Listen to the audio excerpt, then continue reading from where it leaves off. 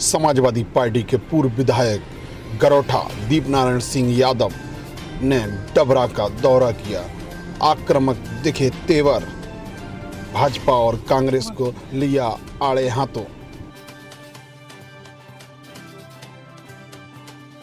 कर रखा है, कभी कांग्रेस के नाम पर ये सरकार बनाते हैं, कभी भाजपा के नाम पर इनकी सोच एक है, नीतियां एक है, नियत एक है, इनके फैसले एक है।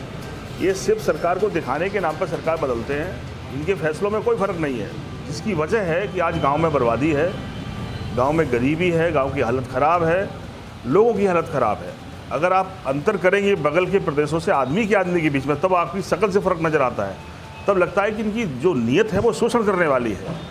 ना कोई शिक्षा का उत्थान हुआ जिससे लोगों का रहन सहन बदल सकता, जीवन बदलता। कोई भी किसी भी स्तर पर दोनों ही दलों की सेम नीतियां हैं, मैं कह सकता हूं, और इनके मिले होने का प्रमाण आज मिल रहा है। कि अभी हम पहले से बोला करते थे कि कांग्रेस भाजपा का चेहरा एक है, इनकी बातें एक हैं, लेकिन अब तो देख रहे होंगे कि कल जो कांग्रेस के लोग बीजेपी को गाली दे रहे थे, आज वो उनसे लड़ रहे हैं या उनके साथ मिलकर लड़ रहे हैं। तो ऊपर से लेके नीचे तक का नेतृत्व मिला है। सिंधिया जी आज बीजेपी में नहीं गए, वो तो पूरा खानदान पहले से बीजेपी में था उनके साथ, उनकी माता जी थी। आप बता दीजिए राजनीति में किसको बेवकूफ़ बनाने की कोशिश हो रही थी? अगर आप कह रहे थे कि बीजेपी खराब है तो क्या माँ आपकी गलत जगह थी? आपके फैसले क्या हैं? अब आज जिनको आप खराब बताकर कल तक पूरे जनता का विश्वास जीत रहे थे, आज उनके खिलाफ खड़े हो गए, आप उनके साथ खड़े हो गए। तो मैं कह सकता हूँ इसमें जनता पिस रही है, ये भोले भाले लोगों का शोषण हो रहा है।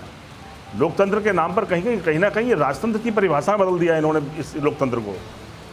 हम लोग चाहते हैं कि समाजवादी लोग यही चाहते हैं कि जो मौका है जनता के पास, मैं इस बार भी आपके मार्फत ये अपील करना चाहता हूँ, ये मौका जीवन का बहुत महत्वपूर्ण और इस मौके के अलावा आपके पास कुछ रह नहीं जाता। जीवन की सारी तरक्की, गांव की तरक्की, बच्चों का भविष्य सब इस वोट में ही छुपा हुआ है। आपको एहसास है कि नहीं, हमें नहीं पता। मैं कह सकता हूँ कि अगर इन दो दलों में से कोई जीता है, चाहे कांग्रेस जीते या बीजेपी जीते, पर जनता नहीं जीती कहलाएगी। लेकिन अगर समाजवादी पार्टी के साथ लोग खड़े होते हैं और इस बात का प्रमाण देते हैं कि जनता जिताती है, तो ये एहसास कराने का मौका है और इनको फैसले पर इनके फैसलों को बदलने का मौका है। हमारी लड़ाई क्या है? हम समाजवादी चाहते हैं कि सत्ता गरीब की तरक्की का साधन बने। मुलायम सिंह यादव जी की पूरी राजनीति देखो, जब मौका मिला उन्होंने कोशिश की कैसे जनता में जागृति आए, कैसे स्कूल अच्छे बने, कैसे बेटियां पढ़ने जाएं। अखिलेश यादव के फैसले देखो आप, अखिलेश जी की उम्र कम है पर फैसले इतने बड़े हैं कि ये सब होने हैं। अखिलेश यादव मुख्यमंत्री बनते हैं, योजना बनाते हैं कि हम किसान की बेटी की फीस माफ़ करेंगे, वजीफा देंगे, और जब इंटर पास करेगी तो 30,000 रुपये कन्या विद्याधन देंगे। किसान मजदूरों के बेटों को लैपटॉप देंगे। लैपटॉप साधन है तरक्की का, लैपटॉप एक शस्त्र बन गया। आप देख रहे होंगे पढ़ाई तो करा रहे ट्रेडिशनल आप, लेकिन सारी नौकरियां कंप्यूटर बेस्ड हो गई। आपके इन स्कूलों में पढ़ने वाले बच्चों की नौकरियां कहाँ लगेंगी देश में, दुनिया में? क्योंकि ज़माना कंप्यूटराइज हो गया और कंप्यूटर या लैपटॉप खरीदना गरीब मजदूर किसान जो कर्ज में डूबा है उसके लिए सपना है। उनके बेटे तरक्की करें कैसे? जानकारी का सोर्स है। आप देखो लैपटॉप के मार्फत आप इंटरनेट से जुड़कर 1 मिनट में हर सवाल का जवाब ढूंढ सकते हैं। बड़े लोगों के पास ये सब है, पर गरीब मजदूर किसान के बेटे के पास नहीं है, वो किताबें पलटता रह जाए। इसी की वजह है पिछले 15-20 सालों में अगर आप देखेंगे तो गरीब मजदूर किसानों के बेटों पे डिग्रियां हैं पर नौकरियां नहीं है। मैं कह सकता हूं इस सबसे मुक्ति का मौका है। समाजवादी पार्टी ने राकेश परिहार जी को प्रत्याशी बनाया है, गरीब परिवार किसान परिवार से निकल कर आते हैं। अगर मौका देंगे तो आपकी बात उठेगी। और मैं कह सकता हूँ ये चुनाव बड़ा महत्वपूर्ण है। कई बार एमएलए बनाने का मौका आपको मिला है और मिलेगा आगे, लेकिन इस समय तो डिसाइडिंग फैक्टर है। अगर जनता ने तय कर लिया कि हम तीसरे विकल्प को बनाएंगे और वो विकल्प के मार्फत वो ये तय कर सकते हैं कि भोपाल में कौन बैठेगा।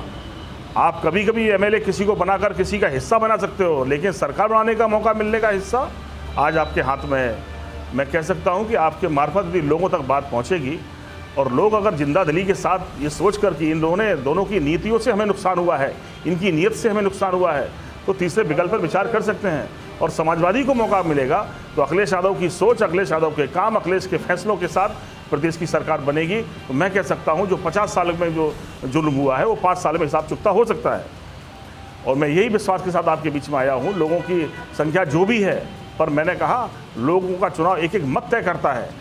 और यदि लोगों के मन में ये जागृति आ गई, ये मन में भूख जग गई कि हमें इस फैसले के साथ अपने जीवन के फैसलों को ठीक करना है, तो लोग समाजवादी पार्टी को चुनेंगे। और मुझे पूरा विश्वास है कि समाजवादी पार्टी एक मजबूत विकल्प बनकर उभर रही है और उभरेगी।